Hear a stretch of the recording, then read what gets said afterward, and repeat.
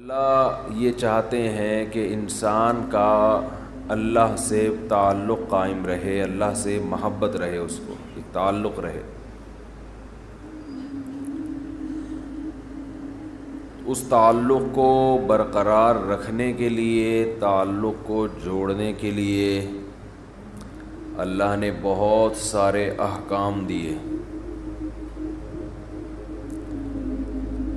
انسان جب ایک کام روٹین سے کرتا ہے تو وہ کرتے کرتے اس کا عادی ہو جاتا ہے، پھر وہ بھول جاتا ہے کہ میں یہ کام کر کیوں رہا تھا، اس کا مقصد کیا تھا۔ تو اس کی روٹین پھر تھوڑی سی چینج کروائی جاتی ہے۔ جب روٹین چینج ہوتی ہے اسے یہ احساس ہوتا ہے پہلے مجھے یہ حکم تھا، اب مجھے یہ حکم ہے۔ مثال کے طور پر ہمیں حکم ہے کہ ہم ذکر آہستہ آواز سے کریں۔ اسلام میں ذکر بالجہر کو، اونچی آواز سے ذکر کو پسند نہیں کیا گیا۔ صحابہ سفر کے دوران اونچی آواز سے ذکر کر رہے تھے تو آپ صلی اللہ علیہ وسلم نے فرمایا تم کسی ایسی ذات کو نہیں پکارتے جو بہرا ہو، وہ تو سنتا ہے۔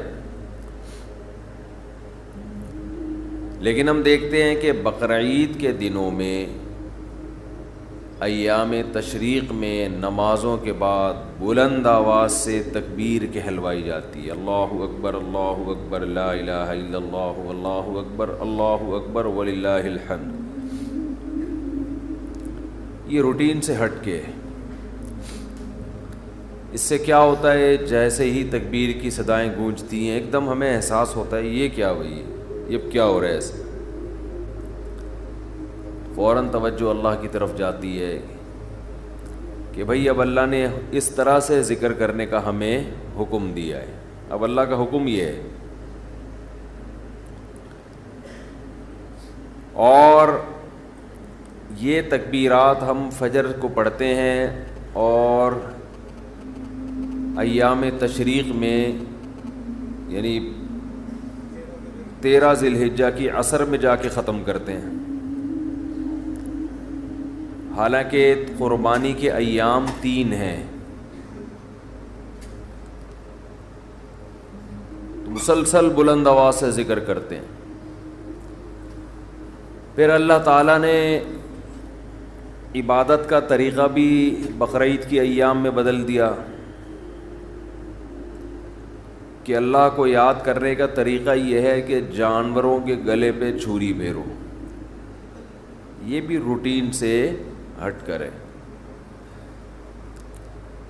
عجیب ہی نوعیت کی عبادت ہے، لوگ جاتے ہیں جانور خریدتے ہیں، اسے لے کے آتے ہیں، غیر مسلم پوچھتے ہیں بھئی تمہیں کیا ہو گیا، ابھی تو اچھے بھلے تھے، تم کیوں بکروں کے گایوں کے پیچھے ہاتھ دھو کے پڑ گئے ہو، پورے سال تو ہم نے کبھی نہیں تمہیں ایسا کرتے ہوئے دیکھا۔ یہ ایک دم سے کیا سیزن آتا ہے اور ہر آدمی گائے لا رہا ہے، بکرے لا رہا ہے، جانور لا رہا ہے، گلیوں میں گھما رہا ہے اور اسے کاٹ کے کھا بھی رہا ہے اور کھلا بھی رہا ہے۔ غیر مسلم پوچھے گا بھئی یہ کیا ہو گیا، ہم کیا کہیں گے بھئی یہ کس کا حکم ہے، اللہ کا۔ تو یہ اللہ کو یاد کرنے کے اللہ نے بہانے رکھے ہیں۔ حج میں کیا ہوتا ہے، بالکل ایک الگ نوعیت کی، روٹین سے ہٹ کے آپ لاکھوں روپے خرچ کر کے بیت اللہ کی زیارت کے لیے جاتے ہیں، بیت اللہ کا طواف کرتے ہیں، کنکریاں مارتے ہیں۔ دنیا پوچھتی ہے ابھی کیا ہو گیا بھائی، اتنے روپے خرچ کر کے اس کام کے لیے آئے تھے، یہاں پتھر مارو گے اور اس گھر کا طواف کرو گے، اس پہ اتنا پیسہ خرچ کیا، اس سے کیا مل رہا ہے تمہیں؟ تو ہم جواب میں کیا کہتے ہیں، بھائی کس کا حکم ہے، اللہ کا۔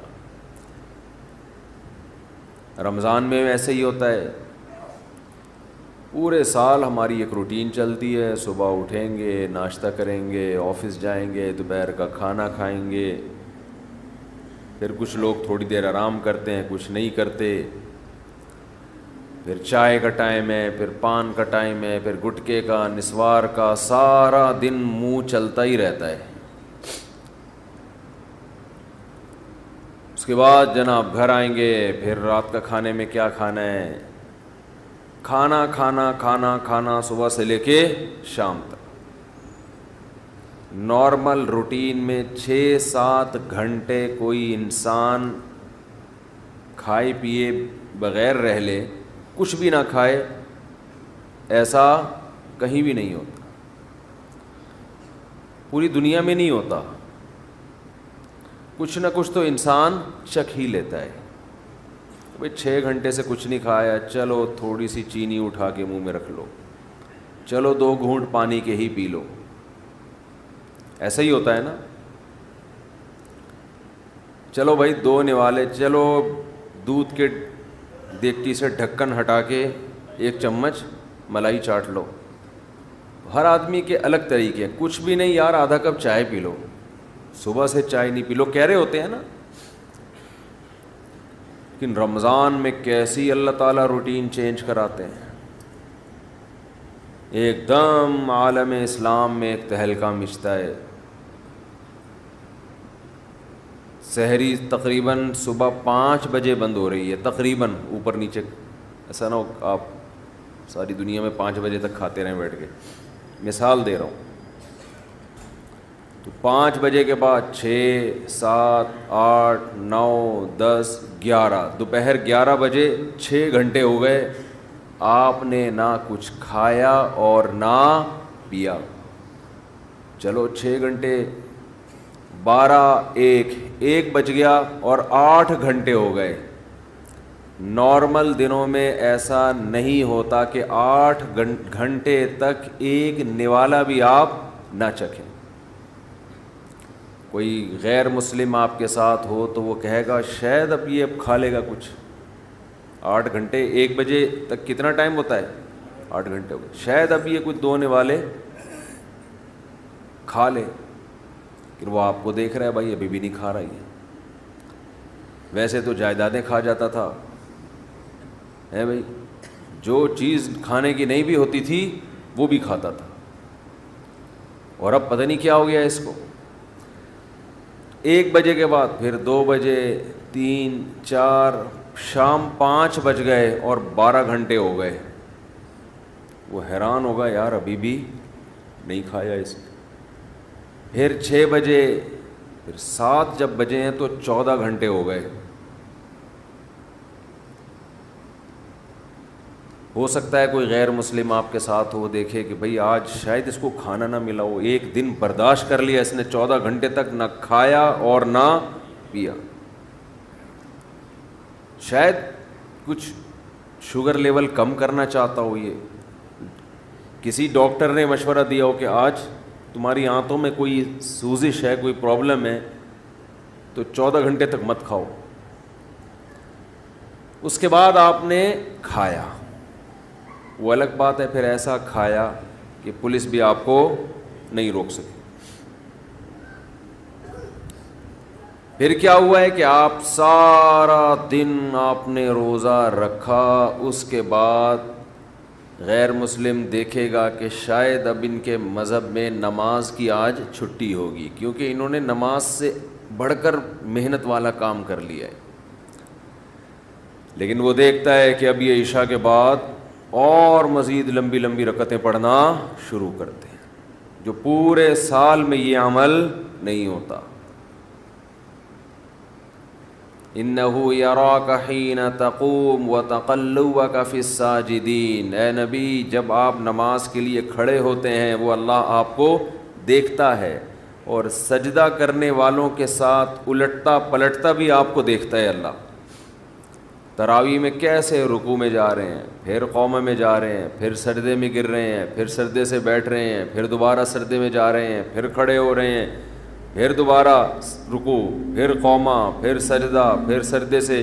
کوئی کھڑے ہو کر دیکھ رہا ہو جس نے کبھی یہ عبادت نہ دیکھی ہو تو وہ حیران ہوگا نا کہ یہ مسلمان پاگل ہو گئے ہیں، دماغ خراب ہو گیا ہے، ان کو ڈاکٹر نے ایکسرسائز کا کہا ہے، ایک ہی کام کیے چلے جا رہے ہیں، کیے چلے جا رہے ہیں، رکنے کا نام لے ہی نہیں رہے۔ جس نے کبھی یہ عبادت نہ دیکھی ہو تو حیران ہوگا نا یہ کر کیا رہے ہیں. ایسا تو کسی چرچ میں نہیں ہوتا, ایسا تو کسی مندر میں نہیں ہوتا, ایسا تو کسی یہودیوں کی عبادت گاہ میں نہیں ہوتا. کتنی لمبی لمبی رکعتیں ہوتی ہیں تراویح کی. تو کوئی غیر مسلم دیکھ رہا ہو کہ آج انہوں نے یہ کام کیا 14 گھنٹے, شاید کسی ڈاکٹر نے مشورہ دیا ہو, پھر دیکھتے ہیں اگلے دن پھر اٹھائیے اسی ٹائم پہ ہے بھائی, پھر 4:45 بجے تک کھایا, اس کے بعد پھر کھانے پینے سے رک گئے, اب پھر 6 گھنٹے ہو گئے کچھ نہیں کھا رہے, 7 گھنٹے ہو گئے, اس نے سوچا اب 8ویں پہ شاید کھا دیں, 9 گھنٹے ہو گئے, 10 گھنٹے ہو گئے, 11 گھنٹے ہو گئے, 12 گھنٹے ہو گئے, 13 گھنٹے ہو گئے, 14 گھنٹے کے بعد جا کے پھر کھایا. تو وہ کہے گا یہ باولے ہو گئے ہیں, یہی کہے گا نا, ان کا دماغ کیا ہو گیا ہے یار. ایک دن ڈاکٹر مشورہ دیتا ہے, 2 دن دیتا ہے, پھر وہی تراویح. وہی مریخ سے آیا ہوا تھا نا کوئی جس کو پتہ نہیں تھا رمضان کا, اگلے دن دیکھا پھر وہی. ویسے تو بڑے بدماش ہیں یہ, ایک نہیں مانتے خدا کی, لیکن اب انہیں پتہ نہیں کیا ہو گیا ہے. پھر تیسرے دن, پھر چوتھے دن, پھر 5ویں دن بھی وہی روٹین, 6ٹھے دن بھی وہی روٹین. اس نے کہا اب یہ نارمل روٹین پہ آئیں گے, کل سے ان کا ناشتہ شروع.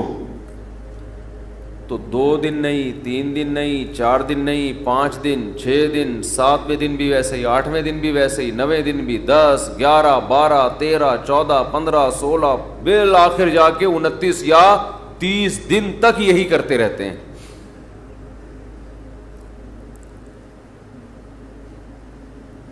تیس دن کے بعد جا کے اللہ ان کو سہولت دیتا ہے, بھائی اپنی پرانی روٹین پہ واپس آ جاؤ. یہ بھی کیا ہے, اللہ اپنے بندوں کو اپنا آپ یاد دلاتا رہتا ہے. کوئی ہم سے پوچھے گا تمہیں کیا ہو گیا, اچھے بھلے تم صبح سو کے اٹھتے تھے, ناشتہ کرتے تھے, کوئی صبح صبح نسوار لگا رہا ہے, کوئی صبح صبح پان کی طرف جا رہا ہے, کوئی گٹکے کی طرف جا رہا ہے, کوئی چائے پی رہا ہے, یہ کیا ہو گیا تمہیں؟ تو ہم جواب میں کیا کہتے ہیں, بھائی یہ کیوں کر رہے ہیں ہم, کس کا حکم ہے؟ اللہ کا حکم. تو اللہ اپنے آپ کو یاد رکھوانے کے لیے ہم سے یہ کام کرواتا ہے. سمجھ میں آ رہی ہے بات کہ نہیں آ رہی ہے؟ اللہ چاہتا ہے کہ میں یاد رہوں تمہیں. آپ کہہ سکتے ہیں کہ بھئی ہم نماز پڑھتے تھے پورے سال تو اللہ کو یاد رکھتے تھے نا, فجر بھی پڑھ رہے ہیں, ظہر بھی پڑھ رہے ہیں, عصر بھی, تو بس کافی ہے نا. کافی اس لیے نہیں ہے کہ یہ چیز نمازی کے لیے ایک روٹین کی چیز بن جاتی ہے, یہ عادت پڑ جاتی ہے, وہ بھول جاتا ہے. وہ سمجھتا ہے کہ جیسے بچے اسکول جاتے ہیں نا, تو بچوں کو تھوڑی پتہ ہوتا ہے میں نے اسکول اس لیے جا رہا ہوں کہ میں سائنسدان بنوں گا, میں ڈاکٹر بنوں گا, میں انجینئر بنوں گا, میں پائلٹ بنوں گا. بچے اس کے لیے جا رہے ہوتے ہیں, ایک روٹین, ایک عادت پڑ چکی ہے. وہ کہتے ہیں زندگی میں ہم پیدا ہی اس لیے ہوئے ہیں کہ رات کو ہم نے جلدی سونا ہے, صبح اٹھنا ہے, ہماری امی نے ہمیں ناشتہ کرا کے دھکا دے کے وین میں بٹھا دینا ہے, پھر وین جائے گی, پھر وہاں ہم اتریں گے, ٹیچر ہمیں پڑھائیں گے, پھر چھٹی ہوگی, پھر وہاں سے گھر آئیں گے, بس. تو وہ روٹین کی چیز بن جاتی ہے. تو اللہ تعالیٰ اپنے بندوں کو اپنا آپ یعنی اللہ یاد دلانے کے لیے عبادت کی روٹین میں چینجنگ لاتے رہتے ہیں. اور دیکھیں کیا کرتے ہیں اللہ تعالیٰ, نماز قضا کرنا اسلام میں سب سے بڑا جرم, اس سے بڑا جرم اسلام میں نہیں ہے. حج میں اللہ نے کہہ دیا کہ جب میدان عرفات میں وقوف عرفہ کرو تو مغرب پڑھنے کی اجازت نہیں ہے, قضا کرو مغرب. کوئی غیر مسلم کسی نمازی کے ساتھ رہا ہو اور اس نے دیکھا ہو کہ یار یہ کبھی نہیں دیکھا اس کو میں نے زندگی میں نماز چھوڑتے ہوئے.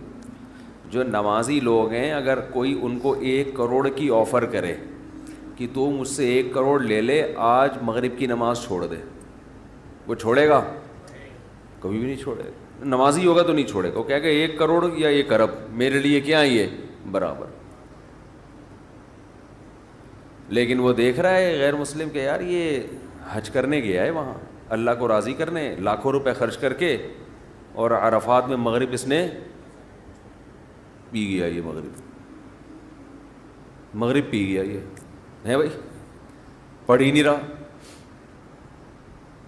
اس سے پوچھو کیوں نہیں پڑھ رہا؟ بھائی مزدلفہ میں جا کے عشاء کی نماز جب ہوگی تو اس کے ساتھ پڑھوں گا۔ بھائی تو کروڑوں روپے کی تجھے آفر کی تھی اور تو پھر بھی نہیں، تو نے چھوڑے تھا، تو اب کیوں چھوڑ دیا؟ اب تو یہاں آیا ہی خدا کی عبادت کے لیے، اب تو تجھے اور خشوع خضوع سے پڑھنی چاہیے۔ جواب میں آپ کیا کہیں گے؟ بھائی اللہ کا حکم ہے۔ تو یہاں بھی اللہ اپنے آپ کو یاد کروانے کے لیے ہم سے مغرب کی نماز قضا کروا رہا ہے، تاکہ احساس رہے ہم پڑھتے جب تھے نا تو روٹین کی وجہ سے نہیں، اللہ کی وجہ سے پڑھتے تھے۔ لہذا جب وہ کہے گا نہیں پڑھو، چھوڑیں گے ہم پھر۔ سمجھتے ہو کہ نہیں سمجھتے؟ نہیں سمجھتے نا، مسئلہ سارا یہی ہے۔ اگر سمجھتے ہوتے تو پہلے سے سمجھ کے بیٹھے ہوئے ہوتے۔ ہم یہ سمجھتے ہیں کہ یہ کلچر کا حصہ ہے، یہ رمضان اور بقرعید اور نہانا دھونا جمعے کے دن، یہ کلچر کا حصہ ہے۔ یہ کلچر نہیں ہے بھائی، یہ اللہ چاہتا ہے کہ میرے بندے مجھے یاد رکھیں۔ سب کی بیس اور روح یہ ہے کہ اللہ کو بندوں سے اتنا تعلق ہے کہ اللہ چاہتے ہیں میرے بندے دنیا میں جانے کے بعد مجھے بھولیں نہیں۔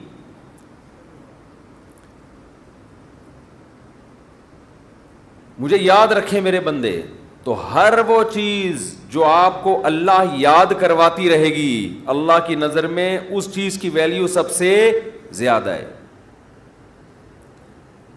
کون سی چیز ہے جو آپ کو سب سے زیادہ اللہ یاد دلاتی ہے؟ وہ عبادت ہے دعا۔ سمجھتے ہیں کہ نہیں سمجھتے؟ آج دعاؤں میں زیادہ زور نہیں ہے، یہ بڑا مسئلہ ہے۔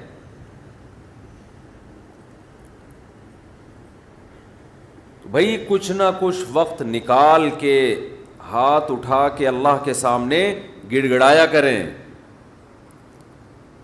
آج ہم لوگوں نے دعائیں مانگنا چھوڑ دی ہیں۔ جب انسان اللہ کے سامنے دعا مانگتا ہے وہ اللہ سے باتیں کرتا ہے، اگر توجہ سے دعا مانگے۔ دعا ایسی چیز ہے کہ یہ اللہ اور بندے کا جتنا مضبوط کنیکشن بناتی ہے، اتنا کنیکشن دنیا کی کوئی اور عبادت نہیں بناتی۔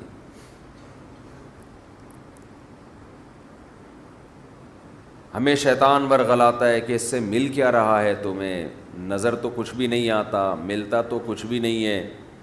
یہ شیطان کا بہت بڑا دھوکہ ہے، وہ بندے اور اللہ کے تعلق کو مضبوط نہیں ہونے دیتا۔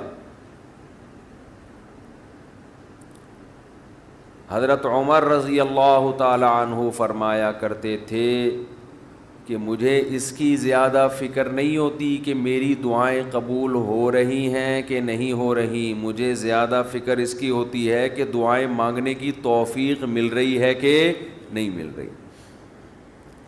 دعائیں مانگنے کی توفیق مل رہی ہے تو اس کا مطلب قبول ہو رہی ہیں۔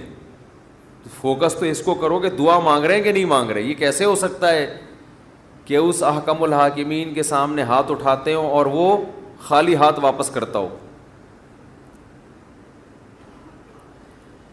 تو آج دعاؤں میں جان ختم ہو گئی، دعائیں مانگنا چھوڑ دی۔ یہ جو میں نے قرآن کی آیت پڑھی ہے، رمضان اور دعا کا آپس میں بہت گہرا تعلق ہے، بہت گہرا۔ جب انسان اللہ کے لیے کوئی عبادت کرتا ہے، کوئی قربانی دیتا ہے، اللہ کا نام قرآن میں ہے شکور، قدردان۔ شکور کسے کہتے ہیں؟ قدردان۔ آپ تھوڑا کرو، وہ اس کی قدر بہت زیادہ کرے۔ کچھ لوگ ناقدرے ہوتے ہیں نا، آپ کچھ بھی کر لیں ان کے لیے، کہتے ہیں نا ناقدرہ ہے، میری بات کو ویلیو ہی نہیں دیتا، میرے احسان کو ویلیو ہی نہیں دیتا۔ اس لیے علماء کہتے ہیں کہ افطار کے وقت دعا کرنی چاہیے، کیوں؟ آپ نے سارا دن اللہ کے لیے ایک قربانی دی ہے، یہ بڑی بات ہے۔ آپ کی نظر میں شاید اس کی ویلیو نہ ہو، اللہ کی نظر میں اس کی بڑی ویلیو ہے کہ میرا بندہ نے مجھے دیکھا نہیں ہے اور اس نے سارا دن میرے لیے کھانا پینا چھوڑ دیا. کیا کر رہے ہیں؟ ہاں یہ مکھی تنگ کر رہی ہے, لیکن اتنا ایسے نہ پکڑیں کہ مکھی سے زیادہ آپ تنگ کرنا شروع کر دیں. ٹھیک, بس بھاگ گئی, نام ہی کافی ہے. تو کیا بات چل رہی تھی یار؟ دعا کی تو چل رہی تھی یہ یہاں. ہاں افطار کی بات کر رہا تھا میں. تو ہم اس کو شاید ہلکا سمجھتے ہوں, لیکن اللہ کی نظر میں یہ ہلکا عمل نہیں ہے. اللہ کہتے ہیں مجھ پر ایمان رکھتے ہیں, مجھے مانتے ہیں. اگر اللہ کو نہ مانتے ہوتے تو کوئی کسی کے کہنے پر کھانا پینا, آج کل تو لوگ ڈاکٹروں کے کہنے پہ نہیں چھوڑ رہے. ڈاکٹر کہتا ہے کہ آپ کو نقصان دے گا کھانا پینا, آپ ڈائٹنگ کرو, مت کھاؤ, پھر بھی کھا رہے ہیں لوگ کہ مر جائیں لیکن کھانا نہ چھوڑیں. یہ کتنی بڑی اللہ کی رحمت ہے. اللہ تعالیٰ پورے رمضان میں ہم سے کھانا پینا چھڑوا دیتے ہیں, توفیق دے دیتے ہیں. تو میرے اور آپ کے دل میں شاید قدر نہ ہو, لیکن اللہ تو قدردان ہے, وہ اس عمل کی بہت زیادہ قدر کرتا ہے. اس لیے کہتے ہیں کہ افطار کے وقت دعائیں قبول ہوتی ہیں. تضرع کا وقت ہے, عاجزی کا وقت ہے.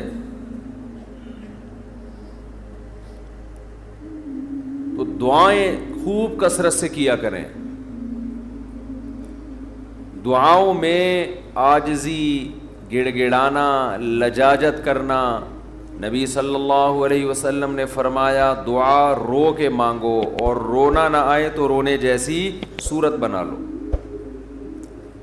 صورت بنا لو رونے جیسی. ہمارے نبی نے ہمیں, کیونکہ اللہ کے سفیر ہیں نا, اللہ کا پیغام لے کر آئے, تو ہر چیز میں ہمیں گائیڈ کر دیا ہے. غیر مسلم کے پاس نہ مانگنے کا طریقہ ہے, کس سے مانگنا ہے یہ بھی نہیں پتہ, کیا مانگنا ہے یہ بھی نہیں پتہ. کبھی ادھر جا کے مانگ رہا ہے, کبھی ادھر جا کے مانگ رہا ہے, یہ بھی نہیں پتہ مانگنا کس سے, کیسے مانگنا ہے. کوئی یوں مانگ رہا ہے, کوئی کسی اور اسٹائل سے مانگ رہا ہے, یہ بھی نہیں پتہ. کون سے ٹائم پہ مانگنا ہے جس میں قبولیت کا امکان زیادہ ہے, یہ بھی نہیں پتہ. تو اللہ کے حبیب صلی اللہ علیہ وسلم نے ہمیں یہ بھی بتایا مانگنا کیا ہے, یہ بھی بتایا کس ٹائم پہ مانگنے کی فضیلت زیادہ ہے, اور یہ بھی بتایا مانگنا کیسے ہے, دل کی کیفیت کیا ہونی چاہیے, ظاہر کی کیفیت کیا ہونی چاہیے. تو سب سے زیادہ دیکھو, اللہ سے محبت ایک دفعہ دل میں تھوڑی سی چنگاری پیدا ہو گئی نا, تھوڑا سا تعلق اللہ سے کنیکشن بحال ہو گیا, اس کا دنیا میں سب سے پہلا فائدہ ملتا ہے سکون. اس کا جو دنیا میں سب سے فوراً کیش فائدہ ملتا ہے نا, کیش, وہ کیا ملتا ہے؟ سکون. آدمی اپنے آپ کو محفوظ سمجھنا شروع کر دیتا ہے کہ یار میں نے اپنے آپ کو کس کے حوالے کر دیا, اللہ کے. سب سے پہلا فائدہ یہ کہ بالکل ایسے جیسے ڈاکوؤں کا خطرہ ہو چاروں طرف سے, اور آپ نے دیکھا جی پولیس کی 3-4 موبائلیں ہمارے گھر کے قریب آ کے کھڑی ہو گئیں, آدمی لوگ سکون میں آ جاتے ہیں, یار کم از کم یہاں پر موبائل اسنیچنگ نہیں ہوگی, سکون سے سو جاؤ. تو جب انسان اللہ سے مانگتا ہے اور اپنے آپ کو اللہ کے حوالے کرتا ہے, اور اللہ تعالیٰ نے مانگنے میں کوئی شرطیں نہیں لگائیں, یہ بڑی زبردست بات ہے. کوئی شرطیں نہ کہ یہ والے قوائف پورے کرو گے تو پھر مجھ سے مانگو, ورنہ تمہیں مانگنے کی اجازت نہیں ہے. کوئی چرسی ہے تو جب تک چرس نہیں چھوڑے گا مجھ سے مانگ نہیں سکتا. کوئی بے نمازی ہے تو جب تک نمازی نہیں بنے گا مجھ سے مانگ نہیں سکتا. اللہ کہتے ہیں مجھ سے یہی مانگ لو, یہی مانگ لو, اللہ میں بے نمازی ہوں, مجھے کیا بنا دے, نمازی بنا دے. جو چیز نہیں ہے وہی مانگو اللہ تعالیٰ سے. وقال ربکم ادعونی استجب لکم، قرآن کہتا ہے تمہارا رب کہتا ہے مجھ سے مانگو میں تمہاری پکار کو قبول کروں گا. اور کمال کی بات یہ ہے، پہلے مجھے اس آیت کی تفسیر سمجھ میں نہیں آتی تھی. اللہ کہتے ہیں مانگو میں تمہیں دوں گا، نہیں مانگو گے ایسے متکبرین کے لیے میں نے جہنم کی آگ رکھی ہے بھائی. یہ سمجھ سے بالاتر. میں آپ سے کہہ رہا ہوں مجھ سے قرضہ مانگو، آپ کہتے ہیں شکریہ جی آپ نے آفر کی، ضرورت ہوئی تو مانگیں گے، نہیں تو ٹھیک ہے جی بہت شکریہ. میں کہہ رہا ہوں اگر نہیں آئے نا مانگنے کے لیے، پھر دیکھو میں غنڈے بھیجوں گا، کٹ لگواؤں گا. آپ کہو گے یہ کون سا طریقہ ہے بھائی، یہ مجھ پر احسان کر رہے ہو یا گن پوائنٹ یہ زبردستی کروا رہے ہو کام؟ سمجھ میں آ رہی ہے بات کہ نہیں آ رہی ہے؟ آپ کہو گے یہ کون سا احسان کا طریقہ ہے. میں آپ سے کہہ رہا ہوں کہ آپ میری دعوت پہ آئیے گا، مجھے بڑی خوشی ہوگی. آپ کہیں گے تھینک یو، بہت شکریہ آپ کا، آپ نے یاد کیا ہمیں. پھر میں کہتا ہوں اگر نہیں آئے نا غنڈے بھیج کے میں کٹواؤں گا. آپ کہو گے یہ زیادہ ہو گئی ہے، یہ کیا ہو گئی ہے، یہ دعوت نہیں ہے، یہ تو ایک طرح کا جرمانہ ہے میرے اوپر لگا دیا تم نے. میں آپ سے کہتا ہوں بھائی میں علاقے کا ناظم ہوں، میں علاقے میں یہ تھانے کا میں ڈی ایس پی ہوں، کوئی مسئلہ ہو میرے پاس آنا. آپ کہیں گے سر آپ کا بہت شکریہ، آپ کا ٹرانسفر ہوتے ہی آپ نے سب سے پہلے مجھے یاد کیا، کوئی بھی ضرورت ہوگی آپ کو بتاؤں گا. میں آگے سے تڑی لگا دی. اگر تمہیں کوئی ضرورت پڑی اور نہیں بتایا نا ہے بھائی، سب سے پہلے لاکر میں تمہیں ڈالوں گا. تو آپ کہیں گے سر یہ آپ مجھے عزت دے رہے ہیں، یہ میری توہین کر رہے ہیں. تعجب کی بات ہوگی کہ نہیں ہوگی؟ تو اللہ تعالیٰ تو یہی انداز اختیار کر رہے ہیں کہ مجھ سے مانگو میں تمہیں دوں گا. ان الذین یستکبرون عن عبادتی سیدخلون جہنم داخرین. نہیں مانگا تو ایسے لوگ ذلیل ہو کر جہنم میں داخل ہوں گے. یہ کچھ بات سمجھ میں آ رہی ہے بھائی؟ یہ تو عجیب سی بات ہے نا کہ مانگو، نہیں مانگا تو میں نہیں چھوڑوں گا تمہیں. اصل بات یہ ہے کہ علاقے میں ایس ایچ او آیا، کوئی محلے کا دادا آیا، وہ آپ سے کہتا ہے کوئی پرابلم ہو بتانا، آپ کہتے ہیں بڑی نوازش آپ کی، پھر بھی آپ اس کو پرابلم نہیں بتاتے، وہ غصہ نہیں آتا، اس کو غصہ نہیں آتا، اس لیے کہ وہ مخلوق ہے، وہ عاجز ہے. اسے پتہ ہے کہ بعض دفعہ بندے کو کام پڑتا ہی نہیں ہے، بعض دفعہ پڑتا ہے تو اس کے کوئی دوسرے تعلقات ہوتے ہیں، بعض دفعہ کام پڑتا ہے لیکن وہ چاہتا ہی نہیں ہے کہ کام ہو، ایسا ہی رہے معاملہ. لیکن اللہ کے ہاں یہ تینوں آپشن آپ کے پاس نہیں ہیں. آپ یہ کہیں کہ اللہ تو نے مجھ سے کہا تھا کہ میں تجھ سے مانگوں، لیکن میری کوئی ایسی ضرورت ہی نہیں جو میں مانگوں تجھ سے. یہ کہہ سکتے ہو کیا ہے بھائی؟ اس کا مطلب تم اللہ سے مستغنی ہو گئے. اللہ کے دیے بغیر بھی تمہیں دائیں بائیں سے تمہارے کھانچے کھلے ہوئے ہیں، جو اگر کھلے ہوئے ہیں تو وہ کھانچے کس کے اختیار میں ہیں؟ وہ تو اللہ کے ہاتھ میں ہیں. آپ یہ بھی کہہ سکتے ہو کہ مجھے اس لیے مانگنے کی ضرورت نہیں کہ میرے تو سارے مسائل حل ہو رہے ہیں، میں صبح میری جاب لگی ہوئی ہے، میری تنخواہ ہے، ایک ملٹی نیشنل کمپنی میں اچھی سیٹ پر بیٹھا ہوا ہوں میں، میری سیلری گھر آ جاتی ہے، مہنگائی بھی نہیں ہے، پیٹرول بھی نئی حکومت نے سستا کر دیا ہے وغیرہ وغیرہ، تو اب تو کوئی مسئلہ ہی نہیں ہے. تو اللہ کہے گا اگر کوئی مسئلہ نہیں ہے بالفرض، اول تو پاکستان میں ہو اور مسئلہ نہ ہو، یہ ہو نہیں سکتا. یہ تو پھر اس کا مطلب ہے آپ سو رہے ہیں، آپ کی کوئی اٹھائے گا اور آنکھ کھل جائے گی آپ کی. تو آپ کے ساتھ اگر کوئی مسئلہ نہیں ہے، آپ ان اسباب کو دیکھ رہے ہو، اس کا مطلب آپ سمجھتے ہو کہ ہوتا اسباب سے ہے، اللہ سے نہیں ہوتا. بھئی اللہ تو جب چاہے ان اسباب کو فیل کر دے. آپ اپنے آپ کو خدا سے مستغنی سمجھ رہے ہو، آپ سمجھ رہے ہو مجھے خدا کی ضرورت نہیں ہے. اس پر اللہ عذاب دے گا کہ تو اپنے آپ کو یہ سمجھ کیسے بیٹھا کہ تجھے ضرورت نہیں ہے میری. یہ ایسے محلے کا کوئی دادا آیا اور سارے کام اس کے ہاتھ میں، اس نے آپ سے بولا کوئی تنگ کرے تو مجھے بتانا، اور اسے پتا ہے کوئی نہ کوئی تنگ کر رہا ہے اس کو، آپ پھر بھی نہیں بتا رہے اس کو. وہ بلائے گا, بولے گا بھائی آپ کیوں نہیں بتا رہے, آپ کہتے ہیں بھائی کوئی مجھے تنگ کر رہا ہے تو میں برداشت کر رہا ہوں اس لیے نہیں بتا رہا, اس پہ غصہ نہیں آئے گا اس کو. لیکن اگر آپ نے اس سے کہا کوئی مجھے تنگ کر رہا ہے میں آپ کو اس لیے نہیں بتا رہا کہ مجھے پتہ ہے کہ میرے جاننے والے ہیں وہ مجھے بچا لیں گے, اس دادے کو غصہ آئے گا کہ میرے علاوہ کون اس محلے کا دادا ہے بھائی, آئے گا کہ نہیں آئے گا. تو اللہ کے سامنے ہم یہ بھی نہیں کہہ سکتے کہ اللہ یہ پریشانیاں مجھے تنگ کر ہی نہیں رہی ہیں, مجھے کوئی ٹینشن ہے ہی نہیں, یہ بھی نہیں کہہ سکتے. اس لیے نہیں کہہ سکتے کہ ہم انسان ہیں, مخلوق ہیں, اللہ کے ہاتھ میں سارے اسباب ہیں. وہ جب پریشان کرنے پر آئے گا, وہ مصیبتیں دینے پر آئے, ہم میں سے کسی میں دم نہیں ہے کہ ان مصیبتوں کو اس کی توفیق کے بغیر برداشت کر لیں, یہ ممکن نہیں ہے. اور یہ بھی ممکن نہیں ہے اس کے علاوہ کوئی وہ مصیبتیں ہم سے دور کر دے. کتنی بڑی وعید ہے دعا نہ مانگنے پر. اور جو لوگ دعا نہیں مانگتے, حقیقت یہ ہے کہ وہ اپنے آپ کو دعا سے مستغنی سمجھتے ہیں. وہ کہتے ہیں مجھے ضرورت کیا ہے. میں ایک چٹکلا سناتا ہوں نا ایسے موقع پہ. ایک آدمی اپنا گدھا بیچنے جا رہا تھا بازار میں. کسی نے پوچھا کیا کر رہا ہے, اس نے کہا کہ یہ گدھا میں جاؤں گا مارکیٹ میں لاکھوں کا بکے گا. کسی نے کہا کہ انشاءاللہ کہہ دے کہ اگر اللہ نے چاہا.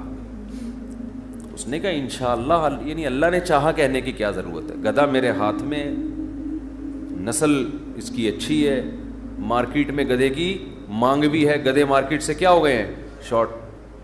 اگر وہ ہماری مارکیٹوں میں آتا, اسمبلیوں میں آتا, پتہ چلتا ہے یہاں مارکیٹ سے شارٹ نہیں ہے, ہول سیل کے حساب سے ہمارے یہاں. تو اب اسے لوگ کہہ رہے ہیں کہ بھائی بول دے اگر اللہ نے چاہا. وہ کہہ رہے ہیں اللہ نے چاہا کہ سب کچھ صحیح ہے, سب کچھ صحیح ہے. مارکیٹ میں گدھوں کی ویلیو بھی ہے اور انتظار میں بھی ہیں لوگ, تو منہ مانگی قیمت پہ بکے گا. اچانک کوئی مارکیٹ میں جب پہنچا, ڈاکو آیا, گدھا چھین کے لے گیا, یا اس گدھے کو بیماری ہوئی مر گیا. اب یہ خالی ہاتھ آ رہا ہے. اسی بندے سے رابطہ ہوا, اس نے پوچھا ہاں بھائی کیا ہوا. کہہ رہے انشاءاللہ میں گدھا لے کے جا رہا تھا, انشاءاللہ کوئی ڈاکو آیا, انشاءاللہ اس نے چاقو نکالا اور انشاءاللہ وہ گدھا مجھ سے چھین کے لے گیا. اب بات پہ کیا لگا رہا ہے انشاءاللہ.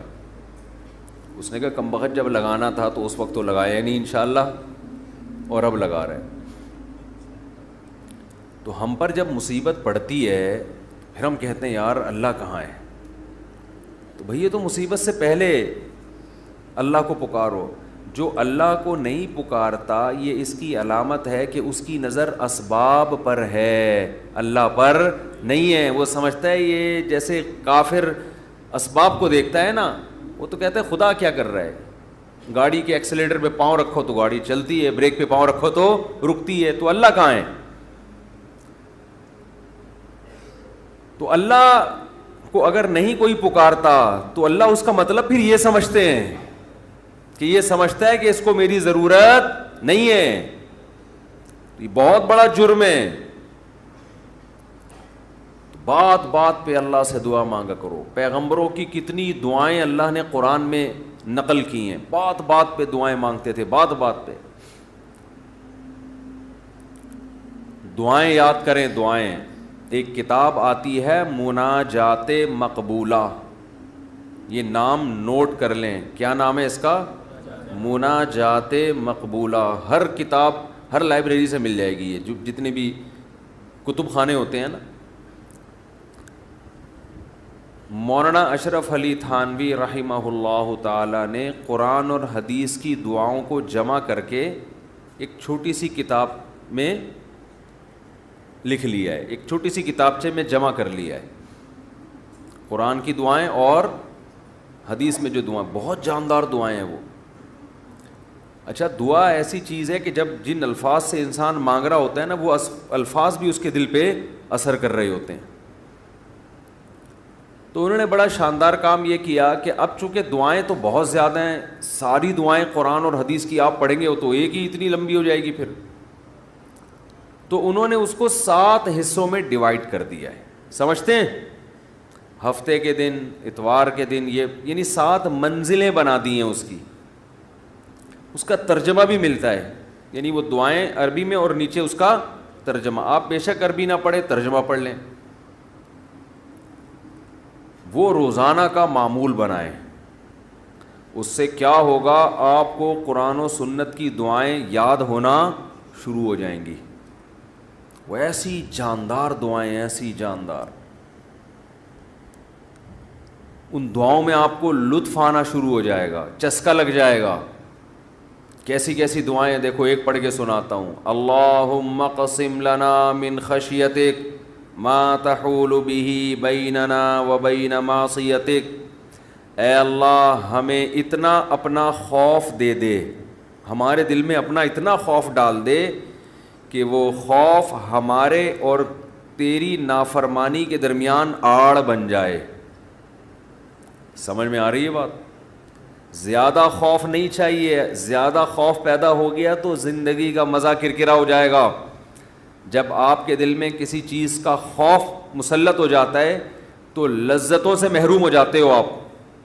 دیکھو بچوں کے دلوں میں امتحان کا خوف ہوتا ہے نا، نہ کھا رہے ہیں نہ پی رہے ہیں. کراچی میں تو ایسا کوئی سیٹ اپ نہیں ہے، کوئی خوف ووف نہیں ہوتا. پنجاب میں دیکھا ہے ہم نے، بچوں کے پیپر ہونے والے، ایگزام ہونے والا، ایک دماغ پہ مسلط کر لیتے ہیں. زیادہ مسلط کریں گے تو پھر پڑھائی بھی نہیں ہوتی، ان سے ہاتھ پاؤں کانپنے لگتے ہیں. کراچی میں اللہ کا فضل ہے، یہ ٹینشن.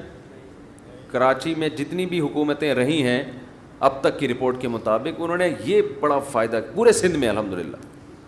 یہ سندھ گورنمنٹ جب جتنی بھی رہی ہے اب تک، چاہے کسی کی بھی ہو، تو یہ الحمدللہ انہوں نے فیسلٹی دی ہے کہ کراچی کی عوام کو پڑھائی لکھائی سے الحمدللہ بالکل فارغ کر دی ہے. لڑکوں میں پڑھنے کا رواج ہے ہی نہیں. کچھ دن پہلے میں آ رہا تھا سفر پہ، تو کراچی کا ایک لڑکا وہاں پڑھنے گیا ہوا تھا، اسلام آباد، ایبٹ آباد میں شاید کیڈٹ کالج، بال کیڈٹ کالج میں پڑھ رہا تھا. تو میں نے کہا کراچی میں، نارتھ کراچی میں کہیں رہتا تھا یا ناظم آباد میں، وہاں گیا ہوا. اس نے کہا بھائی ہمارے ابا اماں نے اچھا فیصلہ کیا، مجھے وہاں ایڈمیشن کرا دیا، میں پڑھ لیتا ہوں، چھٹیوں میں گھر آ جاتا ہوں. تو وہ بتا رہا تھا کہ یہ کراچی میں، وہ مجھے کہہ رہا تھا کہ ہم حیران ہوتے ہیں کراچی میں جان تو وہاں کوئی ہے ہی نہیں، پڑھائی لکھائی کی بات ہی نہیں. کہہ رہے یہاں ہو تو ہر آدمی، میں نے دیکھا ہے پنجاب میں ہر بچہ پڑھائی کی بات کر رہا ہے، سب پڑھائی میں آگے نکلنے کی کوشش کر رہے ہیں، کچھ بزنس میں آگے جانے کی کوشش کر رہے ہیں. یہاں ہو تو پڑھے ہوئے ہیں. کراچی میں الحمدللہ پڑھے ہوئے ہیں لڑکے، پوری پوری رات کرکٹ کھیل رہے ہیں، اور ہم نے بھی بیان کر کے اپریشیٹ کر دیا. وہ کہہ رہے ہیں اب ٹھپا لگی، اب تو اور کھیلو. ہم نے تو اس لیے خوشی کا اظہار کیا تھا کہ چلو روزہ تو رکھ رہے ہیں نا، یہ مطلب تھوڑی تھا کہ کچھ بھی نہیں کرو. تو یہاں الحمدللہ یہ سہولت ہے کہ یہاں آپ پڑھنے کے علاوہ دنیا کا ہر کام کر سکتے ہیں کراچی میں. اور پڑھے بغیر آپ کو ڈگریاں مل جاتی ہیں. وہ الگ بات ہے، اپنا بھی بیڑا غرق اور قوم کا بھی بیڑا غرق ہوتا ہے. نہ خود کچھ آتا ہے، نہ ترقی تھوڑی کر سکتا ہے آدمی فالتو ڈگریاں لے کے. وہ پکڑا جاتا ہے کہیں نہ کہیں. ایک ہمارے مشہور ڈاکٹر تھے جو بڑے اچھے ڈاکٹر تھے، کیا ہیں ڈاکٹر، جب ان کی جعلی ڈگریاں پکڑی گئیں لوگوں نے کہا یار ڈگری کو چھوڑو، بندہ میں قابلیت ہے. تو وہ تھوڑے دنوں میں قابلیت کبھی ایسی کی تیسی ہو گئی. جو اندر سے ہوتا ہے نا تھوڑے دنوں میں آدمی وہ آ جاتا ہے، آپ چھپا نہیں سکتے زیادہ عرصہ. تو جعلی ڈگریاں جعلی ہی ہوتی ہیں، پکڑا جاتا ہے آدمی. تو میں یہ بتا رہا تھا کہ قرآن کیا کہتا ہے، حدیث کیا کہتی ہے. نبی نے دعا سکھائی کہ اے اللہ اتنا خوف، زیادہ خوف مسلط ہو گیا تو پڑھائی سے بھی گئے، نیند سے بھی گئے، کھانے سے بھی گئے. تو اللہ کا بھی اگر زیادہ خوف پیدا ہو گیا صحت بھی خراب ہوگی. بعض لوگوں کے دل میں جہنم کی آگ کا بہت خوف مسلط ہو جاتا ہے، وہ عبادت سے بھی جاتے ہیں، پھر وہ لائف کو جتنا انجوائے کرنا چاہیے جس شریعت نے اجازت دی اتنا بھی نہیں کر پاتے. تو اس لیے ہمارے نبی نے دعا سکھائی، اللہم اقسم لنا من خشیتک ما تحول به بیننا وبین معصیتک. یہ میں مناجات مقبولہ کی دعاؤں کا ایک تھوڑا سا تعارف پیش کر رہا ہوں آپ کے سامنے کہ کتنی پیاری دعائیں ہیں. اے اللہ ہمیں اتنا خوف اپنا دے دے جو ہمارے اور تیری نافرمانی کے درمیان آڑ. کیونکہ خوف کا مقصد ڈرنا برائے ڈرنا نہیں ہے, خوف کا مقصد ہے جہنم سے بچنا, اور وہ جب بچیں گے جب گناہ سے بچیں گے. تو کم سے کم اتنا خوف تو ہو کہ جب گناہ کی طرف دل مائل ہو تو تیرا خوف رکاوٹ بن جائے, گناہ سے روک لے ہم کو. وَمِن طَاعَتِكَ مَا تُبَلِّغُنَا بِهِ جَنَّتَكَ, اپنی اطاعت کا اتنا جذبہ دے دے جو ہمیں جنت تک پہنچا دے. کیا ہو گیا بھائی, کیا ہوا؟ اچھا, وَمِن طَاعَتِكَ مَا تُبَلِّغُنَا بِهِ جَنَّتَكَ, یہ اسی کی تکمیل ہے. وَمِنَ الْيَقِينِ, یہ بڑا پیارا جملہ ہے. وَمِنَ الْيَقِينِ مَا تُهَوِّنُ بِهِ عَلَيْنَا مَصَائِبَ الدُّنْيَا. اے اللہ اپنا اتنا یقین دے دے, اتنا یقین, تیری ذات پہ اتنا یقین آ جائے کہ تو سب کچھ کرنے والا تو ہی ہے. اتنا یقین آ جائے کہ دنیا کی مصیبتیں ہلکی لگنے لگیں, ڈپریشن میں نہ جائیں ہم مصیبتوں کی وجہ سے. جو اللہ کو نہیں مانتے نا, جب وہ دیکھتے ہیں کوئی ٹینشن آ رہی ہے تو وہ کہتے ہیں یار اس ٹینشن کی یہ وجہ ہے اور یہ وجہ تو ختم نہیں ہوگی, تو میں تو ٹینشن میں زندگی گزاروں گا. وہ خودکشی کی طرف جائیں گے. اور جس کو پتا ہے کہ یہ دینے والا کون ہے, اللہ, وہ میرا خیر خواہ ہے, وہ مجھے سنورنے اور بنانے کے لیے دے رہا ہے, وہ یہ ٹینشن دور بھی کر سکتا ہے, وہ کسی سبب کا محتاج نہیں ہے, اس میں میرا فائدہ ہے, تو اس سے وہ ٹینشن کیا ہو جائے گی, ہلکی. تو اے اللہ اتنا یقین اپنا دے دے جس یقین کی وجہ سے دنیا کی مصیبتیں ہمیں ہلکی لگنے لگیں. اگر اتنا بھی یقین نہیں ہے تو یہ یقین نہیں ہے. وَمِنَ الْيَقِينِ مَا تُهَوِّنُ بِهِ عَلَيْنَا مَصَائِبَ الدُّنْيَا وَمَتِّعْنَا بِأَسْمَاعِنَا وَأَبْصَارِنَا وَقُوَّاتِنَا أَبَدًا مَا أَبْقَيْتَنَا. اے اللہ تو نے ہمیں آنکھ کی نعمت دی, سننے کی نعمت دی, بولنے کی نعمت دی, چلنے کی اور بات کرنے کی, یہ تمام نعمتیں جب تک ہماری زندگی ہے یہ نعمتیں ہم باقی رکھنا, معذوری سے ہمیں بچانا. سمجھ رہے ہو کہ نہیں سمجھ رہے؟ آج لوگ دولت مانگ رہے ہوتے ہیں, صحت کو فوکس نہیں کر رہے. آنکھ کی بینائی چلی جائے خدا نہ خواستہ, کیسی اندھیر زندگی ہے. سننے کی طاقت چلی جائے. وَمَتِّعْنَا بِأَسْمَاعِنَا وَأَبْصَارِنَا وَجَمِيعَ قُوَّاتِنَا أَبَدًا مَا أَبْقَيْتَنَا وَاجْعَلْهُ الْوَارِثَ مِنَّا. یہ اس سے بھی زیادہ خاندانی جملہ. کافر بھی چاہتا ہے کہ میری آنکھوں میں دیکھنے کی طاقت, کانوں میں سننے کی طاقت, زبان میں بولنے کی طاقت, میری تمام جو جسم کے پارٹس ہیں وہ صحیح رہیں تاکہ میں دنیا کی نعمتوں سے مزے اڑاؤں. تو اے اللہ ہم صرف اس لیے نہیں کہہ رہے کہ یہ تمام چیزیں باقی رکھ کہ ہم دنیا میں مزے اڑائیں, دنیا میں بھی لذت, اور یہ جو تو نے ہمیں طاقتیں دی ہیں یہ آخرت میں بھی ترقی کا ذریعہ بن جائیں. تو ڈبل مزے ہو گئے کہ نہیں ہو گئے ہے بھائی؟ کیونکہ جس آدمی میں قوت اور طاقت نہیں ہوتی مختلف چیزوں کی, وہ آخرت کے کام بھی زیادہ نہیں کر سکتا. تو وَاجْعَلْهُ الْوَارِثَ مِنَّا, ان کے اثرات باقی رہے, قیامت کے دن فائدہ ہو. ان آنکھوں سے ہمیں, ان کان سے اچھی بات سنی تھی اور ہدایت مل گئی, تو یہ فائدہ ہو گیا نا اس کان کا آخرت میں. آنکھوں سے اچھی چیز دیکھی اور ہدایت مل گئی, اللہ کی نشانیاں دیکھیں اور عبرت حاصل ہوئی ان آنکھوں سے, ماں باپ کی زیارت کی, بیت اللہ حج کی, اللہ کے گھر کی زیارت کی. تو یہ آنکھوں کی لذت بھی ہے, اور اس لذت سے دنیا کا فائدہ بھی اور آخرت کا فائدہ بھی. وَاجْعَلْهُ الْوَارِثَ مِنَّا وَاجْعَلْ ثَأْرَنَا عَلَى مَنْ ظَلَمَنَا وَانْصُرْنَا عَلَى مَنْ وَانْصُرْنَا عَلَى مَنْ وَاجْعَلْ ثَأْرَنَا عَلَى مَنْ ظَلَمَنَا وَانْصُرْنَا عَلَى مَنْ عَادَانَا. جو ہم سے دشمنی کرے اے اللہ تو اس کے خلاف ہماری مدد کر. دنیا میں بہت سارے دشمن ہیں, کچھ کو آپ جانتے ہیں, بہت سو کو نہیں جانتے. وَلَا تَجْعَلْ مُصِيبَتَنَا فِي دِينِنَا, اے اللہ اگر کوئی مصیبت مقدر میں ہے ہی تو وہ دنیا کی طرف پھیر دینا, دین ہمارا اس سے محفوظ رکھنا. دنیا کی مصیبت ختم ہو جاتی ہے. دین پہ کو نقصان اگر ہو گیا اس کے اثرات ہمیشہ ہمیشہ رہیں گے. وَلَا تَجْعَلْ مُصِيبَتَنَا فِي دِينِنَا وَلَا تَجْعَلِ الدُّنْيَا أَكْبَرَ هَمِّنَا. یہ جب مانگا کرے نا خوب شوق سے, اس کا مفہوم سوچ کے, اے اللہ دنیا ہمارا بڑا غم نہ بنا دینا, کہ ہماری بڑی چاہت ہی کیا ہو. آج آپ دیکھیں, آپ کسی سے پوچھیں تجھے دنیا میں سب سے بڑی ٹینشن کیا ہے, وہ کیا بزنس. تیرا سب سے بڑا مسئلہ کیا ہے, صحت. تیرا سب سے بڑا مسئلہ کیا ہے, بیوی ٹھیک ہو جائے. تیرا سب سے بڑا مسئلہ کیا ہے جو تو چاہتا ہے, یار میرا سب سے بڑا مسئلہ ہے میری شادی ہو جائے.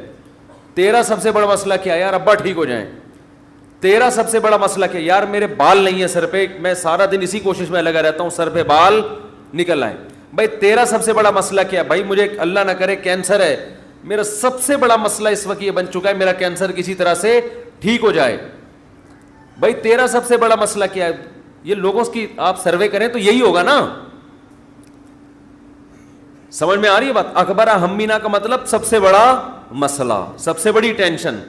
بھائی تیرا سب سے بڑا مسئلہ کہ یار میرے بچے میرے قابو میں نہیں ہیں, میری سب سے بڑی خواہش ہے میرے بچے انسان کے بچے بن جائیں.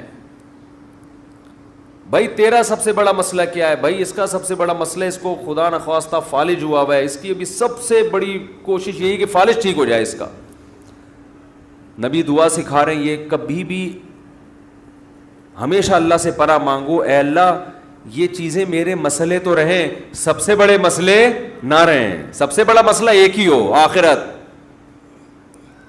بھائی یہ مسئلہ ختم ہو گیا, کوئی دوسرا مسئلہ آ جائے گا آپ کے ساتھ. کیا خیال ہے, ادھر میری طرف دیکھیں نا, ادھر کیوں دیکھ رہے ہیں. ابھی آپ کا سب سے بڑا مسئلہ ہے میرا بیان سنیں آپ بیٹھ کے. اچھا مجھے کچھ اس وجہ سے دیکھ رہے تھے آپ مجھے. اچھا ٹھیک ہے ٹھیک ہے, میں اس میں دیتا ہوں دعا میں. 4 لاکھ روپے پہ جمع ہوا ہے, ابھی جمع کرنا ہے 25-30 لاکھ, اس کے لیے تھوڑی سی. اچھا میں جمعے کی نماز کے بعد دیتا ہوں.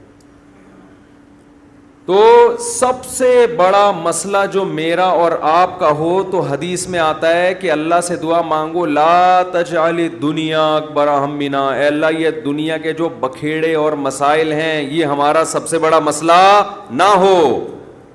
سب سے بڑا مسئلہ ہمارا ایک ہو, بھائی کینسر ٹھیک ہو یا نہ ہو, آخرت صحیح ہو جائے. ہم نے ایسے علماء کو دیکھا ہے موت کے وقت شفا کی زیادہ فکر نہیں ہے ان کو کہ میں ٹھیک ہو جاؤں, فکر یہ ہے کہ بھلے مر جاؤں لیکن مغفرت ہو جائے آخرت میں. ہمارے ایک استاذ تھے 45-50 سال بمشکل ان کی عمر ہوگی, بیمار ہو گئے بہت سخت. تو میں جب بھی ان سے ملنے کے لیے جاتا ان کی عیادت کے لیے, عام طور پہ جب آپ بیمار کی عیادت کے لیے ملے تو بس وہ ایک ہی چیز کر رہا ہوگا, یار میں ٹھیک ہو جاؤں, بس میں ٹھیک ہو جاؤں, بس میں ٹھیک ہو جاؤں, اب فلاں ڈاکٹر, وہ اس کے علاوہ اس کی کوئی چاہت نہیں ہوتی. ہم جب ان سے ملنے کے لیے گئے تو بڑی شدید تکلیف میں, نلکیاں لگی ہوئی ہیں, ڈرپ چڑھ رہی ہے, بہت کمزور ہو گئے. ہم نے کہا کیسی طبیعت ہے, کہہ رہے طبیعت ٹھیک نہیں ہے, دعا کرو اللہ مجھے شفا دے دے. پھر تھوڑی دیر میں کہنے لگے بس دعا کرو اللہ مجھ سے آخرت میں حساب نہ لے. ہر تھوڑی دیر کے بعد, بھئی اگر میری زندگی ختم ہو رہی ہے تو بس دعا کرو اللہ مجھ سے آخرت میں حساب نہ لے. دنیا دار آدمی کہتا ہے بس ختم ہو رہی ہے تو نہیں, ختم نہیں ہو, بس یہ دعا کرو, یہ میں مرنا نہیں چاہتا بھائی میں کسی بھی قیمت پہ. وہ اللہ سے مانگ بھی رہے کہ شفا, ہم اللہ کے بندے ہیں, ہم نے اللہ کے سامنے یہ تھوڑی کہنا ہے کہ اللہ تیری مرضی ٹھیک کرتا ہے تو کر دے, نہیں تو نہیں, یہ نہیں, ہم نے تو دعا تو یہی مانگنی ہے اللہ ہم کمزور ہیں ٹھیک کر دے. بڑا مسئلہ اس سے بھی بڑا ہے, وہ کیا ہے, آخرت. کمپیئر ہے, کمپیریٹیو ڈگری ہے. اگر کوئی مسئلہ آپ کا سب سے بڑا ہے تو آخرت اس سے بھی بڑا مسئلہ ہونا چاہیے. اگر آپ کا مسئلہ آپ کی بیگم ہے تو آخرت اس سے بھی بڑا مسئلہ ہونا چاہیے. اکبر ہمنا, سب سے بڑا مسئلہ میرا اور آپ کا کیا ہونا چاہیے, اللہ. اب یہ ہم کبھی بیان میں سن لیتے ہیں, لیکن جب آپ پراپر یہ دعائیں مانگتے رہیں گے, اے اللہ میرا سب سے بڑا مسئلہ دنیا نہ ہو, تو دل پہ اثر ہوگا کہ نہیں ہوگا, اس کا استحضار ہوگا کہ نہیں ہوگا کہ میں تو اللہ سے بار بار یہی مانگتا ہوں کہ میرا سب سے بڑا مسئلہ دنیا نہ ہو, اور آج میں نے سب سے بڑا مسئلہ اس کو بنایا ہوا ہے. ولا تجعل الدنیا اکبر ہمنا ولا مبلغ علمنا، میری نالج کی انتہا بھی دنیا نہ ہو. آپ کی نالج گھوم پھر کے کس کی طرف آتی ہے؟ دنیا کی طرف. تو اس کا بھی وہی مفہوم ہے جو پہلے والے جملے کا مفہوم ہے. ولا مبلغ علمنا ولا غایت رغبتنا ولا تسلط علینا من لا یرحمنا، اے اللہ کوئی ایسا شخص ہم پہ مسلط نہ کر جو ہم پہ رحم نہ کرے. ہر آدمی کے اوپر کوئی نہ کوئی ہوتا ہے. آپ گھر کے سربراہ ہیں تو عورت کے اوپر آپ مسلط ہیں، وہ یہ دعا مانگ سکتی ہے. آپ دفتر میں جاتے ہیں تو آپ کا باس آپ پہ مسلط، علاقے کا ناظم آپ پہ مسلط، صدر وزیر اعظم آپ پہ مسلط. تو اللہ جو بھی ہمارے بڑے ہیں ان کی طبیعت میں رحم کا جذبہ رکھ. ولا تسلط علینا من لا یرحمنا ولا لا تجعل الدنیا اکبر ہمنا ولا مبلغ علمنا ولا غایت رغبتنا ولا تسلط علینا من لا یرحمنا. یہاں تک دعا ہے یہ. اور بہت ساری دعائیں. اللہم اجعل حبک احب الاشیاء الی، اے اللہ میں دنیا میں جتنی چیزوں سے محبت کرتا ہوں، میں نہیں کہہ رہا کہ وہ محبت ختم کر دے، اپنی محبت ان تمام چیزوں پہ غالب کر دے.